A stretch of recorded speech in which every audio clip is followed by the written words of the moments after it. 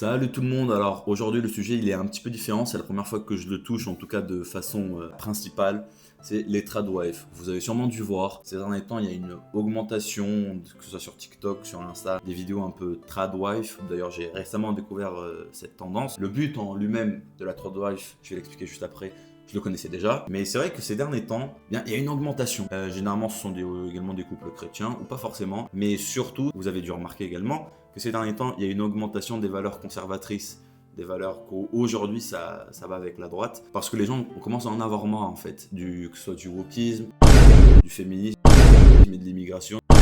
Donc, ils veulent retrouver leur identité, et ces identités-là, elles sont en fait dans le passé. Donc, pas du tout progressistes, même tout l'inverse. Et bien évidemment, vous l'aurez remarqué, une tradwife va à la totale encontre d'une féministe. Et justement, c'est quoi les différences qu'il y a entre une épouse traditionnelle, du coup tradwife, et une femme considérée féministe? Une femme féministe, vous le savez déjà, pas besoin d'aller sur les petites lignes, eh bien c'est une femme qui se considère indépendante. Pour elle, elle n'a pas besoin des hommes, elle peut faire sa vie toute seule, sans aucun souci, étant donné qu'elle est indépendante, elle peut faire tout ce qu'elle veut, ce qui a ses côtés pratiques. De l'autre côté, une tradwife, c'est une femme qui est soumise à son mari, pour le côté biblique ou juste question de valeur, qui veut s'occuper de ses enfants et qui normalement veut avoir des enfants, qui veut bien les éduquer et qui veut tout simplement s'occuper de la maison. Et avant que vous commenciez à dire oui mais c'est pas un travail, si s'occuper de sa maison et en plus quand vous avez des enfants, c'est un gros travail. Et moi personnellement, ça me plairait pas trop de faire ça. Et généralement les femmes, c'est vrai que vous êtes plus enclin à vouloir faire ça. Et puis dans tous les cas, c'est biblique.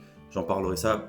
On va parler de ça justement maintenant. Il y a également une partie de la Bible, Éphésiens chapitre 5. D'ailleurs, je vais vous la lire, je vais aller vous la chercher.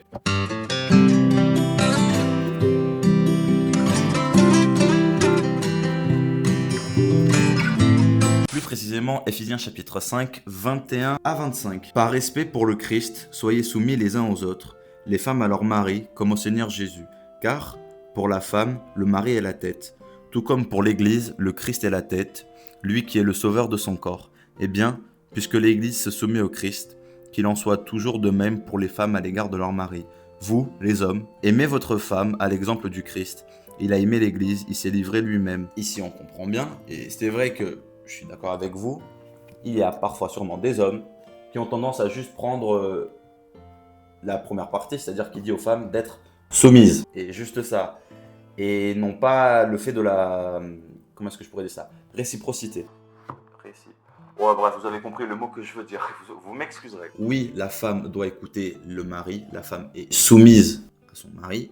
Tout comme l'homme et la femme, on est soumis au Christ. Mais en revanche, en échange de cette soumission, l'homme, il doit aussi pouvoir protéger et aimer sa femme tout comme le Christ aime l'Église, c'est-à-dire un amour inconditionnel. Et forcément, vous en rendez bien compte, c'est quelque chose qui va tout à l'encontre du féminisme. Une femme soumise, waouh, en 2025. Non. Parce qu'elles, quand elles entendent soumise, elles pensent juste au négatif. En soi, la soumission, déjà, c'est un trait beaucoup plus féminin. Et il y a des gens qui aiment bien, ne serait-ce que par exemple du côté sexuel. Donc, je vais peut-être m'égarer si je commence à parler de ça. Donc, on va revenir au sujet. Mais également, du coup, il y a parfois les mauvais côtés qui peuvent s'enchaîner. Effectivement, même si certes le divorce est quelque chose d'interdit, parfois il y a besoin de se divorcer. Forcément, si vous êtes une femme et que vous êtes un homme qui vous bat tout le temps, c'est très compliqué, voire même très dangereux pour vous ou vos enfants. Et parfois, c'est vrai qu'il y a certaines femmes indépendantes, certaines tradwives, qui sont mises en couple très tôt, du coup avec un homme, ils s'occupaient de tout. Et effectivement, elles ne savaient rien faire. Elles n'avaient aucune connaissance, donc c'est sûr que pour se réinsérer, c'est très compliqué. À l'inverse d'une féministe indépendante qui, elle peut réussir tout simplement. Mais le problème, c'est que moi en tout cas, je vois comme ça. Une tradwife, c'est très bien ce style de caractère-là, mais il ne faut pas confondre soumission avec manque d'indépendance. Imaginons, moi je suis avec ma copine. Ma copine, certes, elle est en études, mais elle a un caractère qu'on pourrait considérer, elle veut être une tradwife, comme on dirait aujourd'hui. Imaginons, il se passe des années, on réussit à faire notre couple comme on a en tête. Il m'arrive quelque chose. On va même pas penser à un mariage, on va dire tout simplement, il arrive un accident, je perds ma vie. Si à ce moment-là, ma femme, elle est capable de se débrouiller toute seule et de continuer avec, si on a des enfants, si Dieu le veut, à vivre sa vie et qu'elle sait se débrouiller toute seule, c'est parfait. Il ne faut pas confondre encore une fois soumission avec indépendance. Tout le monde a besoin d'être indépendant. Et effectivement, même si vous êtes une tradwife, moi je vous le conseille, mais pas une question de sûreté, une question même d'apprendre, de s'améliorer. de vous développer bien des connaissances que vous pourrez utiliser si jamais il se passe quelque chose. Je ne parle pas encore une fois de divorce, là je parle vraiment de problèmes de la vie qu'il peut y avoir. Le mari peut avoir un accident, il peut mourir, bref. Pour revenir un peu plus au féminisme, moi je trouve ça quand même assez hypocrite. Parce que donc il faut être une femme indépendante, donc pouvoir faire ses choix, etc. Donc en 2025. Mais pourtant, ces mêmes féministes-là, bien sûr je me doute, il y a des exceptions, mais ces mêmes féministes-là, elles vont s'indigner qu'une femme ait choisi de son plein gré d'être soumise à son mari et indépendante. Elles vont dire que c'est de la manipulation. Mais si c'est son choix, il est où le problème? Au moins, ces femmes-là, les tradwives, elles n'écoutent pas le système. Parce que bien évidemment, mesdames, si aujourd'hui vous avez le droit d'être féministe, c'est parce que des hommes, donc le patriarcat, il vous a laissé. Parce que vous donnez juste de l'argent. Vous avez, grâce à vous, voyez, grâce à votre combat un peu inutile, eh bien c'est 2 fois plus de travailleurs, donc 2 fois plus d'argent. Voilà, donc malheureusement, vous avez juste été utilisé à des fins capitalistes et pour le patriarcat.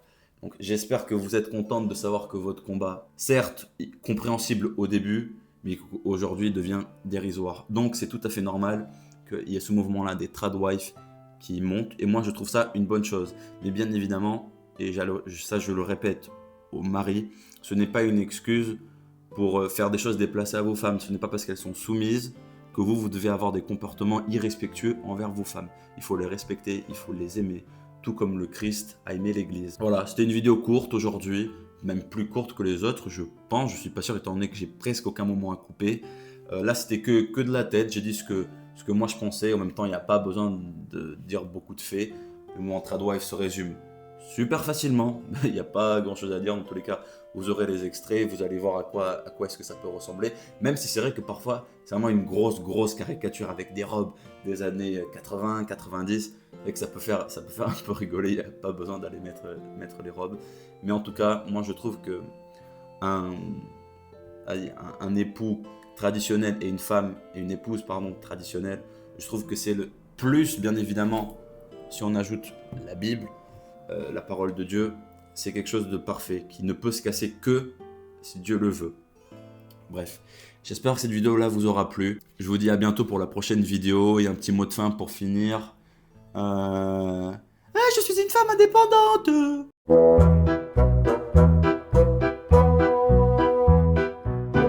Of the king, the power, the man, the best, the king, the fairy, the smile.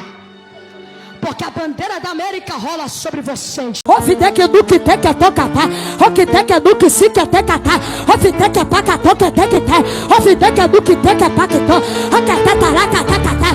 Poucos aqui estão entendendo o que eu tô fazendo. A casa é minha e vai ter culto lá. Abre a boca!